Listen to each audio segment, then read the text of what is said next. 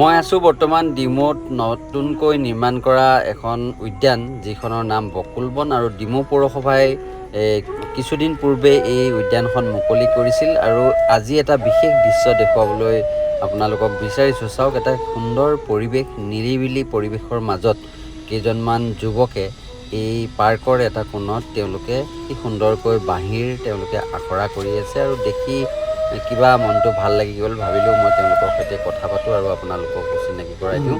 আজি যিহেতু ৰবিবাৰ, গতিকে আমি অকণমান পৰিয়ালৰ সৈতে ইয়াতে সময় অতিবাহিত কৰিবলৈ আহিছিলোঁ আৰু যুৱক কেইজনে তেওঁলোকে আখৰা কৰি আছে সুন্দৰকৈ। মই তেওঁলোকৰ সৈতে অকণমান কথা পাতিম আৰু আপোনালোকক বাঁহীৰ এই যি আখৰা সেয়াও দেখুৱাম।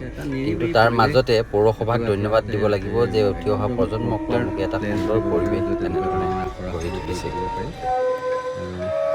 এটা চুকত তেওঁলোকে বাছি লৈছে আৰু য'ত তেওঁলোকে বাঁহীৰ আখৰা কৰি আছে আৰু এই বাঁহীৰ সুৰত আচলতে গোটেই পৰিৱেশটো সুন্দৰ হৈ উঠিছে।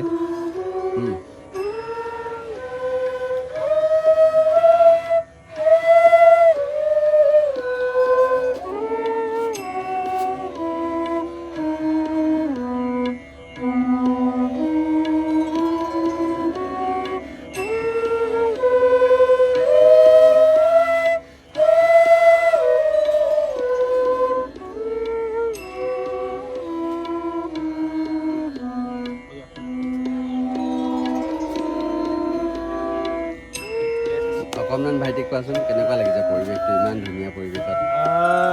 পোনপ্ৰথমে ধন্যবাদ দিব লাগিব ডিমৌ মিউনিচিপালিটিবোৰক এটা ইমান ধুনীয়া আমাৰ ডিমৌত পৰিৱেশ দিয়াৰ কাৰণে। এটা সুন্দৰ পৰিৱেশ, এইফালে ইমান ধুনীয়া গছ আৰু এইফালে মানে বহিবৰ কাৰণে ইমান ধুনীয়াকৈ সুবিধা কৰি দিছে। ভাল লাগিছে আৰু ইয়াৰ জৰিয়তে মই সকলোকে এইটো বাৰ্তা দিব বিচাৰিম যে